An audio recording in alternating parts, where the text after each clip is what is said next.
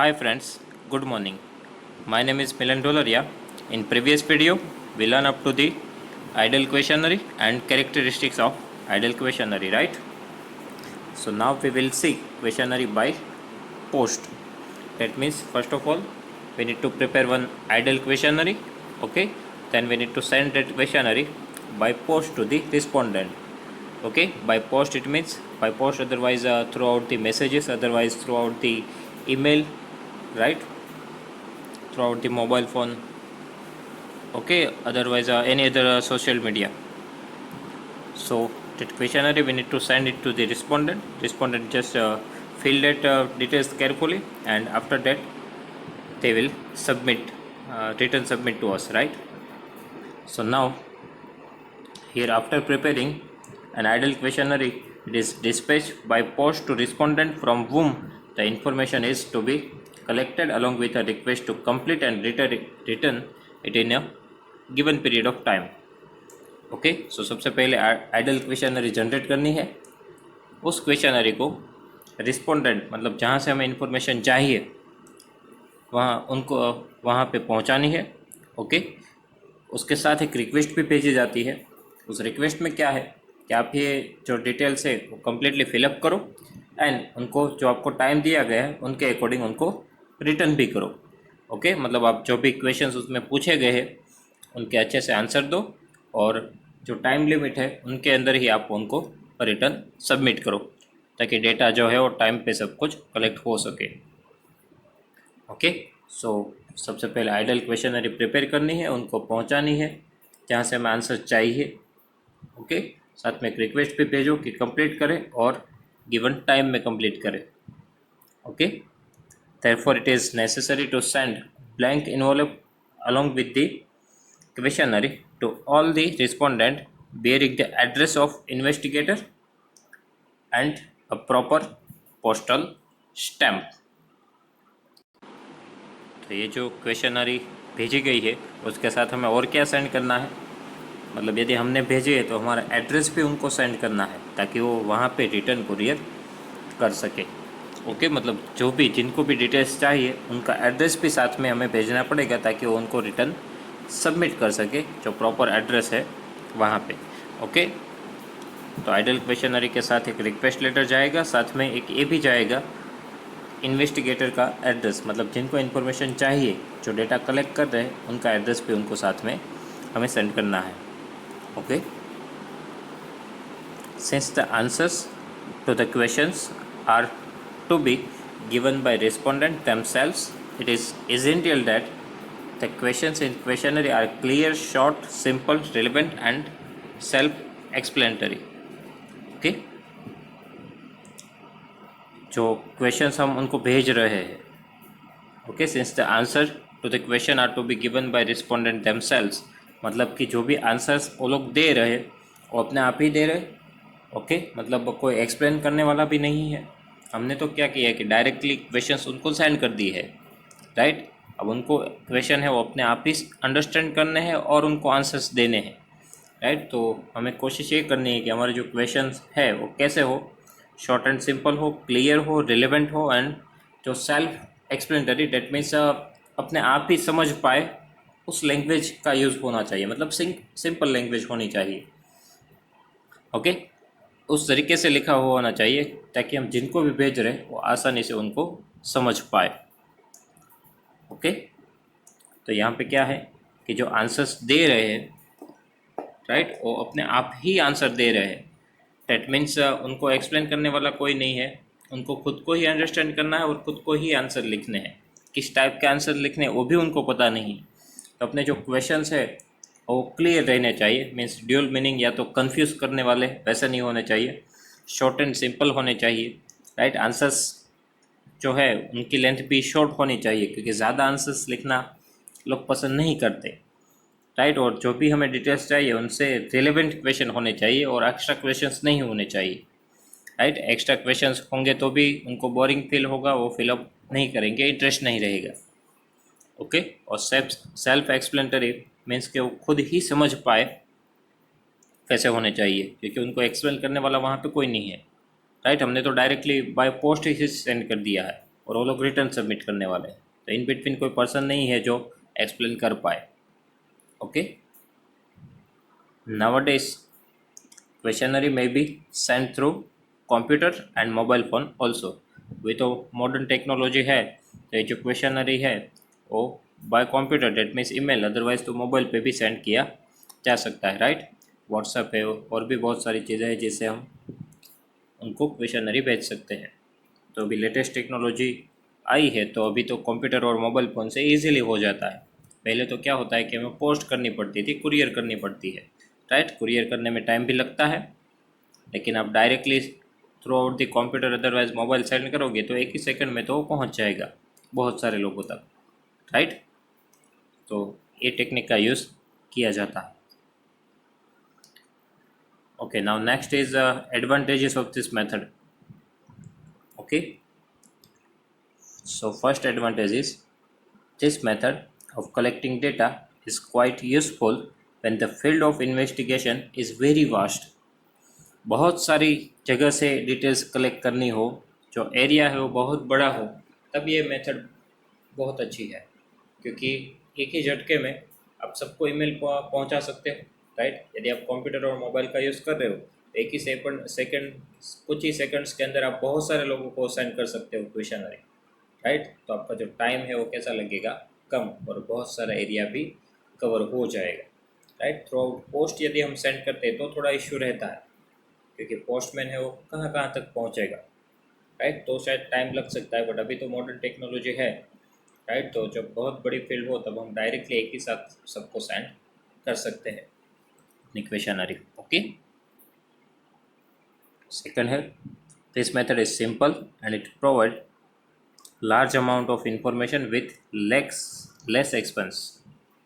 Okay, एक बार आपने अच्छे से कंटेंट डाल के अच्छी सी क्वेश्चनरी बना के आप पोस्ट कर रहे हो, या तो मेल जो भी आप यूज़ कर रहे हो, राइट, उनके अंदर आप भेज रहे हो, तो कैसा है कि एक बार आप जीमेल सेंड करते हो तो एक साथ आप बहुत सारे लोगों को भेज सकते हो, राइट। तो इसमें टाइम नहीं लग रहा है और दूसरा कॉस्ट भी नहीं है, राइट। एक ही साथ आपने बहुत सारे जगह पे सेंड कर दिया, सो ट्रैवलिंग कॉस्ट नहीं है, तो पर्सन की रिक्वायरमेंट नहीं हुई, आपने डायरेक्टली सेंड कर दिया है, राइट। और डायरेक्टली आपको आंसर्स भी मिल जाएंगे। तो यहाँ पे कॉस्ट के एक्सपेंसेस है वो भी कम है। यदि आप कोई एक्सपीरियंस पर्सन को वहाँ पे भेजते हो क्वेश्चनरी लेके, राइट, तो उनकी भी सैलरी लगती है, ट्रांसपोर्टेशन लगता है, राइट। बट इस मेथड में वो सब नहीं है, आप डायरेक्टली उनको पोस्ट करो, वो आपको रिटर्न रिप्लाई देंगे, राइट। सो इसमें कोई इन बिटवीन कॉस्ट नहीं लगती है, और एक ही साथ बहुत सारा एरिया भी कवर हो जाता है और कॉस्ट भी कम लगती है। नेक्स्ट है, by this method investigator can get information from respondent those areas where it might be difficult to reach personally और बाय टेलीफोन। ओके, इस मेथड से ऐसे एरिया से भी हम इंफॉर्मेशन कलेक्ट कर सकते हैं जहां हम इजीली नहीं जा सकते, राइट, अदरवाइज कोई टेलीफोनिक कांटेक्ट ना हो। मतलब पहले तो ऐसा था कि कुछ कुछ जगह ऐसी थी जहां पे नेटवर्क इश्यू रहता है, राइट, नेटवर्क आता ही नहीं है। वैसे भी कुछ अभी भी एरियाज है जहाँ पे ना ही तो इलेक्ट्रिसिटी है, ना ही कोई इंटरनेट कनेक्शन है। तो ऐसे एरिया में ये मेथड है, मतलब आप यदि आपने बाय पोस्ट सेंड कर दिया तो एक ही जगह पे बहुत सारे लोगों को मिल सकता है। यदि नेटवर्क इश्यू ना रहे तो आप through out mobile otherwise through out computer भी इंफॉर्मेशन डायरेक्टली सेंड कर सकते हो, राइट। एक ही साथ आपको मतलब आपको हर एक जगह पे जाके पर्सनल विजिट ना करनी पड़े, तो ये मेथड बेस्ट है। यहाँ पे एक एक जगह जगह पे जाके पर्सनल मीटिंग तो नहीं करनी है, राइट। डायरेक्टली हम अच्छी सी क्वेश्चनरी एक बार बना दें तो एक ही साथ हम बहुत सारी जगह पे वो भेज सकते हैं, right. Now so total three advantages we have, right। This method is quite useful when the investigation field is very large। Okay, बहुत बड़ी फील्ड हो तब ये काम आती है, लेस एक्सपेंसेस रहते हैं, राइट। और जिस जगह पे पहुंचना डिफ़िकल्ट हो वैसी जगह पे इजीली क्वेश्चनरी सेंड की जा सकती है, right. After that disadvantages. So first is when the respondent are illiterate और non cooperative this method becomes useless. काफ़ी बार क्या होता है कि जो आंसर्स देने वाले हो मतलब अलग दिमाग के होते हैं, उनको मतलब आंसर देने की नहीं होती है, राइट। वो लोग ऐसा सोचते हैं कि इसका आंसर देख के क्या फ़ायदा। तो ऐसे जो लोग हैं वहाँ से आप डिटेल्स कलेक्ट नहीं कर पाओगे, क्योंकि उनको आप पोस्ट तो सेंड कर रहे हो क्वेश्चनरी की, बट वो आपको रिटर्न आंसर नहीं देंगे, राइट। वो लोग इग्नोर करेंगे। नॉन कोऑपरेटिव मीन्स तो वही हुआ कि यदि वो लोग हमें कोऑपरेट नहीं करेंगे तो हम डेटा कैसे कलेक्ट करेंगे, राइट। आप क्वेश्चनरी जब हम वो फ्लायर्स बेचने जाते हैं काफ़ी कोई इंस्टीट्यूट वाले, तो क्या होता है कि कुछ लोग पढ़ते हैं, अदरवाइज कुछ तो डायरेक्टली डस्टबिन में डाल देते हैं। तो वैसा भी होता है, यदि आप क्वेश्चनरी भेजिए तो सीधा वो डस्टबिन में डाल देंगे, नहीं आंसर देंगे, राइट। सो इस मेथड में एक डिसएडवांटेजेस है कि बहुत सारी ऐसे चांसेस है कि हमें रिटर्न आंसर ना मिले, राइट। मतलब वो तो रिस्पोंडेंट कैसा है उनके ऊपर डिपेंड करेगा। वो नॉन कोऑपरेटिव निकला तो वहाँ से हमें आंसर्स नहीं मिलेंगे। ओके, सेकंड है sometimes information provided by the respondent may not be correct और they may return incomplete और blank questionnaire to the investigator। Sometimes क्या होता है कि जो रिस्पोंडेंट है, जो आंसर देने वाले हो, हम सामने तो है नहीं, राइट। तो खुद ही अपने आप ही डिटेल्स अंदर फिलअप कर रहे, तो काफ़ी बार ऐसा होता है कि वो करेक्ट इन्फॉर्मेशन ना डाले, राइट। अदरवाइज क्या करे कि इनकम्प्लीट इंक्वायरी रिटर्न जाने दे, अदरवाइज तो कुछ भी ना भरे और ब्लैंक ही रिटर्न कर दे, राइट। ऐसे पॉसिबिलिटीज़ इसमें ज़्यादा है, क्योंकि कोई भी पर्सन सामने नहीं है, वो लोग खुद ही अपने आप ही काम कर रहे हैं, उनको कोई बोलने वाला तो है नहीं, राइट। सो पॉसिबिलिटी है या तो डिटेल्स इनकरेक्ट फिलअप करे या तो प्रॉपर डिटेल फिलअप ना करे, वैसे चांसेस इसमें ज़्यादा है। There may be a loss of questionnaire or delay in getting the information because of the laziness of the respondent। कुछ लोग क्या होते हैं, आंसर तो देते हैं बट लेजी पीपल होते हुए क्या होते हैं कि बहुत टाइम लगाते हैं आंसर रिटर्न करने में, राइट। क्वेश्चनरी जो हमने भेजी है उनके वो ऐसा सोचते हैं कि आराम से आंसर देंगे और आराम से भेजेंगे, क्या जल्दी है, राइट। सो ऐसे जो लेजी पर्सन होते हैं वो लोग देर से सबमिशन करते हैं, तो फिर आप जो डेटा कलेक्ट करते हो उसमें बहुत ज़्यादा टाइम लग जाता है, right। And there is lack of assistance of or a person who clarify the instruction or give an explanation of questions that may arise, hence there is a possibility of misinterpretation of questions। तो यहाँ पे क्या है, ये कोई personal guide करने वाला person नहीं है कि आपको कैसे आंसर लिखने हैं, राइट। यदि आप कोई क्वेश्चनरी पढ़ रहा है और उनके माइंड में कोई क्वेश्चन आए, मतलब ये कैसे फिलअप करना है, कैसे रिटर्न करना है, तो किसी से पूछ तो नहीं सकते कि सामने कोई पर्सन है ही नहीं, राइट। तो उनको समझ में नहीं आएगा तो वो लोग फिलअप नहीं करेंगे। तो ये भी इसमें चांसेस है, कोई गाइडेंस देने वाला नहीं है तो डिटेल्स इनकरेक्ट आने के भी चांसेस है, और ऐसे भी चांसेस है कि वो रिटर्न करे ही नहीं क्वेश्चनरी, राइट। और ऐसा भी हो सकता है कि कुछ लोग गलत मीनिंग ले लेते हैं कुछ क्वेश्चंस का, तो वो लोग उस हिसाब से आंसर देते, तो ये वहाँ पे भी मिसगाइड होते हैं, राइट। तो ऐसे चांसेस इसमें है। तो टोटल क्या क्या डिसएडवांटेजेस है। If non cooperative then this method becomes useless, right. और चांसेस है कि मे बी करेक्ट इन्फॉर्मेशन ना दे, अदरवाइज इनकम्प्लीट दे दे, अदरवाइज ब्लैंक ही छोड़ दे, राइट। और लेजी पीपल हुए तो रिस्पॉन्ड जो करेंगे वो देरी से करेंगे, राइट। और यहाँ पे असिस्टेंस और कोई ऐसा पर्सन है नहीं जो एक्सप्लेन कर पाए, इसलिए क्वेश्चंस के आंसर जो है वो रॉन्ग आने के चांसेस इसमें रहते हैं, राइट। तो ये मेथड में जनरली क्या है कि आप क्वेश्चनरी बनाओ और सीधा ही उनको पोस्ट कर दो, सो इजीली आपको आंसर्स मिल जाएंगे। बट इसमें एक थोड़ा सा ये है, यदि आपको अच्छे से आंसर चाहिए तो फिर ये मेथड उतनी ज़्यादा काम नहीं आती, क्योंकि इसमें जो डिटेल्स है वो करेक्ट है या नहीं उनके बारे में हम कुछ भी बोल नहीं सकते, राइट। तो ये है क्वेश्चनरी बाय पोस्ट। अब इनके जो थोड़े डिसएडवांटेजेस है उनको ध्यान में रखते हुए नेक्स्ट टॉपिक है questionnaire by enumerator. Okay, that means ये पर्सन को साथ में भेजा जाएगा क्वेश्चनरी लेके, राइट। वो क्वेश्चन पूछेगा और वहीं पे वो जो जैसे जैसे आंसर देते जाएंगे वैसे वैसे ये लोग फॉर्म या डिटेल्स जहाँ पे भी वो स्टोर करते हैं वहाँ पे स्टोर करते जाएंगे, राइट। या तो खुद ही क्वेश्चनरी के आंसर्स लिखेंगे। तो इससे क्या है कि कुछ भी क्वेश्चन समझ में नहीं आया या तो कोई डाउट आया तो सीधा ही पूछ सकते हैं, राइट, और अच्छे से इंफॉर्मेशन मिल सकती है। बाय पोस्ट में क्या प्रॉब्लम है कि काफ़ी लोग ब्लैंक छोड़ देते हैं, इसमें वो तो चांसेस है ही नहीं क्योंकि वो पर्सन सामने ही है, तो सीधा बोलेगा आप ये फिलअप करो, राइट।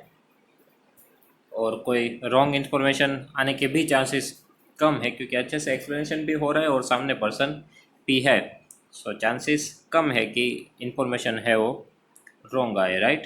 तो इसमें इन्फॉर्मेशन कंप्लीट भी आती है और करेक्ट भी आती है। मतलब यदि आपको एक्यूरेसी की ज़रूरत है तो फिर आप ये मेथड का यूज़ कर सकते हो। Okay, so here in this method enumerator themselves contact the respondent and get response to the questions। Okay, enumerator है वो डायरेक्टली कांटेक्ट करेंगे, जहाँ से इंफॉर्मेशन चाहिए वहाँ पे खुद जाएगा और वहाँ से ही क्वेश्चंस के आंसर फिलअप करेंगे। Okay, enumerator himself fills the questionnaire, मतलब जो पर्सन को हम भेज रहे हैं वही डिटेल्स फिलअप करेगा, तो जिस लैंग्वेज में जिस तरीके से हमें चाहिए वैसे हमें इंफॉर्मेशन मिल सकती है। Thus, the difference between the earlier method and this method is that in earlier method the questionnaire is sent to the respondent by post, whereas in this method enumerator carry the questionnaire and personally meet the respondent। तो आगे की method और इसमें क्या difference रह गया? उसमें तो क्या है कि सीधा थ्रू आउट पोस्ट ही जाता है, इसमें तो पर्सन खुद जाएगा, राइट, इनोमिनेटर खुद जाएगा तो पर्सनली मीट भी करेगा और अच्छे से आंसर भी कलेक्ट करके आएगा, right? Then here the enumerator should be enthusiastic, polite, honest, and efficient in their work so that they can extract correct answers to the questions by providing relevant and supplementary information to the respondents। Okay, मतलब यहाँ पे ज़रूरी क्या है कि जिस person को हम भेज रहे हैं वो एंथुसियास्टिक हो, पोलाइट हो, हॉनेस्ट हो और एफिशिएंट होना चाहिए, राइट। मतलब अच्छे से काम करे, चीटिंग ना करे, कंप्लीट जो वर्क दिया है वो करके आए और नेचर वाइज भी अच्छा हो, राइट। वैसे पर्सन को ही भेजना चाहिए तो ही वो अच्छे से डिटेल्स ला पाएगा। और अच्छे इंसान को भेजेंगे जिनकी स्पीच भी अच्छी है तो ही लोग आंसर देना पसंद करेंगे, अदरवाइज़ जिसके पास स्किल नहीं है उनको आप भेज दोगे तो फिर से आप चांसेस है कि इनकम्प्लीट इन्फॉर्मेशन आए। तो वो पर्सन जो हम सिलेक्ट करते हैं जिनको हम भेज रहे वो भी उसमें ये भी ध्यान रखना पड़ता है कि वो पर्सन अच्छा होना चाहिए। ओके, तो क्या करेगा वो, रिलेवेंट है वो क्वेश्चन पूछ पाएगा या तो सप्लीमेंट्री इन्फॉर्मेशन दे के अच्छे से आंसर लेके आएगा। मतलब उनके मन में कोई डाउट हुए कि किस टाइप से आंसर देने, किस तरीके से आंसर देने, तो ये लोग एक्सप्लेन कर सकते हैं, रिलेवेंट इन्फॉर्मेशन उनको प्रोवाइड कर सकते हैं, किस चीज़ के लिए उनको डेटा चाहिए वो भी बता सकते हैं, राइट। सो यहाँ पे आंसर आने के चांसेस बढ़ेंगे। The enumerator are also instructed to create friendly atmosphere without entering into any controversy और showing any disrespect toward the respondent. Okay, जिनको हम भेज रहे हैं उनको साथ में ये भी इंस्ट्रक्शन मिलते हैं कि आपको फ्रेंडली एटमोसफियर ही रखना है, किसी के साथ कोई भी झगड़ा नहीं करना है, राइट। और सबको रिस्पेक्ट भी देनी है, ऐसा भी ना हो कि वहाँ पे एटीट्यूड के साथ जाए और अच्छे से कोई पूछे तो आंसर ना दे, वैसा नहीं। इनोमिनेटर को पहले से वो ट्रेनिंग दी जाती है कि आपको कैसे बात करनी है, कैसे फ्रेंडली एटमोसफियर जनरेट करना है, किस तरीके से आपको आंसर्स निकालने हैं, राइट। इन सब की ट्रेनिंग दे के अच्छे से रेडी करके ही उस पर्सन को वहाँ पे भेजा जाता है, राइट। तो ये क्वेश्चनरी बाय इनोमिनेटर, यहाँ पे इनोमिनेटर को भेजना पड़ेगा और वो खुद जाके इंफॉर्मेशन लेके आएगा, तो जो डिटेल्स है वो रियल होने के चांसेस ज़्यादा रहेंगे। Okay, now advantages. First is the complete, correct and more relevant information can be obtained from the respondent by selecting proper enumerator। अच्छे पर्सन को हम भेजेंगे तो कंप्लीट इन्फॉर्मेशन लाएगा, करेक्ट भी लाएगा और मैर रिलेवेंट भी लाएगा। मतलब जिस तरीके से हमें आंसर चाहिए उस टाइप के ही वो आंसर लिखेगा। तो जहाँ पे हम डेटा कलेक्ट करके फिर उनको जब हम रिप्रेजेंट करेंगे, राइट, या तो फॉर्मुलेट करेंगे, तब अच्छे से हम उनको फॉर्मुलेट कर पाएंगे, डिस्ट्रीब्यूट कर पाएंगे। ओके, सो अच्छा एनोमिनेटर भेजोगे तो कंप्लीट, करेक्ट और मोर रिलेवेंट इन्फॉर्मेशन मिल सकती है। Enumerator can get proper information by giving proper explanation to the respondent who are illustrated or not cooperative. Okay, जो पर्सन इलस्ट्रेट है अदरवाइज नॉन कोऑपरेटिव है, वैसे केस में यदि आप इनमरेटर खुद जाएगा और डिटेल्स पूछेगा और कलेक्ट करके लिखेगा तो अच्छा रहेगा। तो जो इन्फॉर्मेशन है वो अच्छे से कलेक्ट होने के चांसेस है, क्योंकि वो प्रॉपरली एक्सप्लेन कर पाएगा किस तरीके से उनको आंसर देने हैं, राइट। और हो सके तो मोटिवेट भी कर पाएगा कि आप आंसर दो वैसा। इनमरेटर अच्छा हो तो ये सब चीज़ें हो सकती है, राइट। प्रॉपर एक्सप्लेन करके अच्छे से आंसर्स मिल सकते हैं। In this method, there is no problem of loss of questionnaire or incomplete answers to the questions. यहाँ पे तो पर्सन खुद ही जा रहा है, राइट। तो जो भी क्वेश्चन है वो पूछता जाएगा और सामने वाले जो जो भी आंसर दे रहे हैं उनको नोट डाउन करके क्वेश्चनरी फिलअप कर पाएगा। तो यहाँ पे इनकम्प्लीट तो क्वेश्चनरी आएगी नहीं, राइट, क्योंकि उनको जो जो डिटेल्स चाहिए वो खुद ही पूछ लेगा, राइट। तो कंप्लीट इन्फॉर्मेशन यहाँ पे आएगी। The information obtained is more reliable. ये जो इन्फॉर्मेशन आ रही है उनके ऊपर आप भरोसा कर सकते हो, क्योंकि पर्सन ने खुद जाके वहाँ से डिटेल्स ली है और जो भी कुछ न्यू वर्ड्स, जो भी कुछ न्यू क्वेश्चन है वो अच्छे से एक्सप्लेन भी कर पाएगा और अच्छे से आंसर कलेक्ट कर पाएगा। ओके, सो ये है एडवांटेजेस। प्रॉपर इनोमिनेटर जाएगा तो कंप्लीट, करेक्ट और मोर रिलेवेंट इन्फॉर्मेशन मिलेगी, राइट।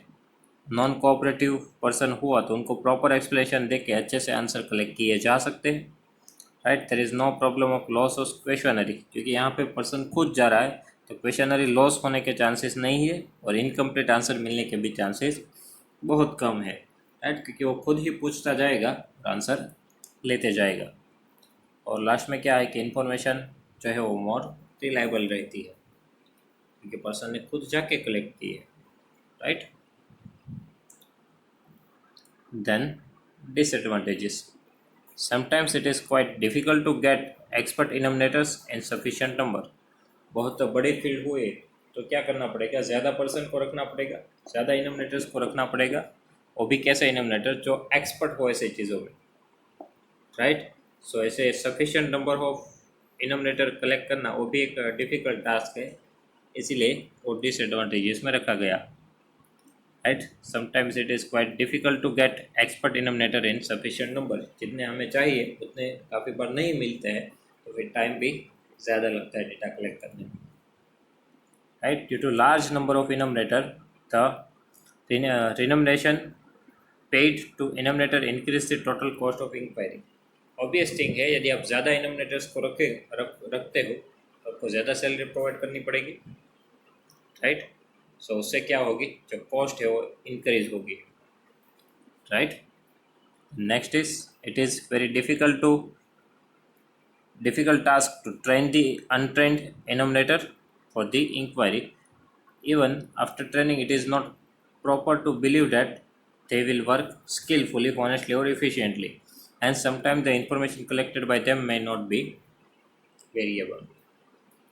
तो सबसे पहला काम तो क्या करना पड़ता है, इसमें ट्रेनिंग देनी पड़ती है, और वो भी डिफ़िकल्ट टास्क है ट्रेनिंग देना, राइट। आपकी स्पीच अच्छी रहे, लैंग्वेज अच्छी रहे, अच्छे से आप प्रोनाउंस कर पाओ, अच्छे से आप उनको एक्सप्लेन कर पाओ, ये सभी चीज़ें देखी जाती है, राइट। तो सबसे पहले तो उसको ट्रेनिंग दी जाती है, और आफ्टर ट्रेनिंग भी हम वो पक्का नहीं कह सकते कि ये जो पर्सन है वो इन्फॉर्मेशन अच्छे से ही लाएगा, राइट। आफ्टर ट्रेनिंग भी हम श्योर नहीं हो सकते कि ये पर्सन अच्छे से इन्फॉर्मेशन लाएगा। तो जब हम उनको भेजेंगे और जिस तरीके से वो आंसर लेके आएगा तब पता चलेगा, राइट। और ज़रूरी नहीं कि आफ्टर ट्रेनिंग उनके पास कंप्लीट स्किल आ जाए, राइट, एफिशिएंसी आ जाए, वो तो उनके ऊपर ही डिपेंड करता है। ओके, सो ये डिसएडवांटेजेस में है। This method becomes unsuitable when the respondent are spread over a wide area. In this circumstance the cost and time of inquiry increases. अब यहाँ पे तो क्या है कि पर्सन को खुद जाना है, ओके। यदि डिफरेंट एरिया से पीपल निकले तो एक ही साथ तो सभी एरिया कवर करना मुश्किल है, राइट। तो जब एरिया ज़्यादा हो तब एक एक जगह पे जाना वो कॉस्टली भी होता है और टाइम भी ज़्यादा लगता है, right. Then enumerator have to adjust with the convenient time of respondent, और sometimes enumerator have to visit 2 to 3 times or to the same respondent, right? As a result, it becomes difficult to finish the inquiry within the stipulated time. Okay? अब यहाँ पे क्या है कि जब हम जाते हैं तब पहले तो क्या देखना पड़ता है, एक कन्वीनियंट टाइम भी देखना पड़ता है, राइट। हम मॉर्निंग 6 o'clock किसी के घर पे नहीं जा सकते, या तो लेट नाइट भी नहीं जा सकते। ओके, समटाइम्स तो आफ्टरनून, इन बिटवीन आफ्टरनून में भी नहीं जा सकते, कि लोग सोए हुए होते हैं और जागते हैं तो अच्छे से आंसर नहीं देते। तो एक तो कन्वीनियंट टाइम सिलेक्ट करना पड़ता है, राइट। समटाइम्स क्या होता है कि एक ही जगह पे हमें एक से ज़्यादा बार जाना पड़ता है, क्योंकि पहली बार हम गए वहाँ पे लॉक निकला, वापस दूसरी बार जाएंगे, राइट, तीसरी बार जाएंगे, ऐसा भी होता है। तो कुछ लोग जो घर पे नहीं है या तो बाहर ज़्यादा जाते हैं, उनको हम उनकी विज़िट करना हमारे लिए मुश्किल रहता है, राइट। सो हमें काफ़ी बार ऐसा होता है कि बहुत बार ऐसे लॉक होता है, तो 3 to 4 टाइम्स भी हमें जाके डिटेल्स कलेक्ट करनी पड़ती है, right. As a result it becomes difficult to finish the inquiry within the time. तो इससे क्या होता है कि जो इंक्वायरी का टाइम लिमिट है उससे भी ज़्यादा टाइम लग जाता है, क्योंकि एक ही जगह पे आप 2-3 बार जाओगे तो वो टाइम इंक्रीज हुआ, राइट। सो इससे क्या होता है, जो टाइम है वो ज़्यादा लग जाता है। सो इंक्वायरी है वो टाइम पे फिनिश नहीं हो पाती। ओके, सो ये है disadvantages. Sometimes it is difficult to get extra enumerators in sufficient number. Okay, अच्छे इनमिनेटर और अच्छे नंबर्स में, मतलब बहुत ज़्यादा चाहिए, तो ऐसे फाइंड करना डिफ़िकल्ट है, मतलब वर्कर्स अच्छा भी हो, राइट। तो ऐसे अच्छे वर्कर्स ढूंढने में क्या होता है कि कभी कभी हमें वो जितने नंबर ऑफ एक्सपर्ट हमें चाहिए उतने नहीं मिल पाते हैं, राइट। और क्या है, due to large number of enumerator, so here cost is increased, right? If numerators are more, right, then it will increase the cost because they need to pay the salary, right? So salary पे की जाती है उनको, इनमरेटर्स को, तो ज़्यादा इनमरेटर हो तो कॉस्ट भी ज़्यादा लगेगी, राइट। नाउ उसके बाद है कि अनट्रेन को पहले तो ट्रेन करना है, उसके बाद भी हम श्योरिटी नहीं दे सकते कि अच्छे से ही काम करेगा, राइट। और दिस मेथड बिकम्स अनसूटेबल जब एरिया बहुत बड़ा हो, तो सभी जगह पे जाना तो पॉसिबल नहीं है, राइट। सो ऐसे केसेस में क्या होता है कि द कॉस्ट और टाइम दोनों ही ज़्यादा लगते हैं, क्योंकि अलग अलग जगह पे रह रहे तो ट्रांसपोर्टेशन कॉस्ट भी लगेगी और टाइम भी ज़्यादा लगेगा डिटेल्स कलेक्ट करने में, राइट। एंड लास्ट है enumerator have to adjust convenient time. एक तो कन्वीनियंट टाइम पे जाना ज़रूरी है, काफ़ी बार 2-3 बार भी जाना पड़ता है, राइट। और ऐसे सब फिनिश करने में क्या होता है कि हम टाइम पे डिटेल्स कलेक्ट नहीं कर पाते, right.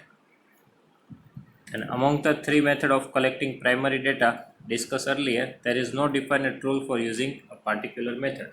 The selection of a method of a inquiry mainly depend on the following aspect। Okay, ये जो प्राइमरी डेटा कलेक्ट करने की हमने 3 मेथड देखी, direct, indirect and questionnaire. Okay, इसमें किसी भी मेथड के लिए कोई पार्टिकुलर यूज़ नहीं है, आप कभी भी कोई भी मेथड यूज़ कर सकते हो, और जो भी मेथड हम सिलेक्ट कर रहे हो किन किन चीज़ों पे डिपेंड करता है। So first of all, spread of the area under inquiry, मतलब कितने एरिया में उनको जाना है वो, right. The purpose of inquiry, किसके लिए हम डेटा कलेक्ट कर रहे हो। द मॉनेटरी प्रोविज़न, ओके, मतलब फाइनेंशियल कंडीशन भी अच्छी होनी चाहिए, उतने वर्कर्स भी रखे वैसे वैसे सिचुएशन घर पे होनी चाहिए, राइट। नेक्स्ट है the time frame. Okay, time भी देखना पड़ता है, मतलब कितने टाइम में कौन सा है, कितना प्रोडक्शन करना है, कितनी, यदि आप सारी बना रहे हो तो कितनी सारी देनी है, राइट। ये सभी देखना पड़ता है, तो टाइम लिमिट भी देखनी पड़ती है। और है possibility of getting expert enumerator. Okay, कितने चांसेस है कि अच्छे वर्कर्स यहाँ पे आ पाए, तो जहाँ पे आपका वर्क चालू है वहाँ पे कितने वर्कर्स आ पाते हैं, वो भी अच्छे वर्कर्स, राइट, वो भी डिपेंड करता है। एंड स्टैंडर्ड ऑफ एक्यूरेसी, मतलब कैसी एक्यूरेसी आपको चाहिए। एक्यूरेसी ज़्यादा चाहिए तो इनमरेटर को खुद ही डेटा कलेक्ट करने के लिए जाना पड़ेगा, राइट। तो 5 चीज़ों पे मेनली डिपेंड होता है। First of all, spread of the area under inquiry, area कितना है वो, के पर्पस क्या है वो, then financial condition, then time frame, okay, and possibility of getting extra enumerator, expert enumerator, okay, वो भी डिपेंड करता है कि एक्सपर्ट लोग हैं वो मिल रहे या नहीं काम करने के लिए। And the standard of accuracy, right, accuracy भी देखी जाती है। तो मेनली ये 6 जो चीज़ें हैं उनके ऊपर ज़्यादा डिपेंड रहता है। Okay students, so here if you have any doubt up to this question, you can write down in comment section. I will give you the answer. Okay students, thank you.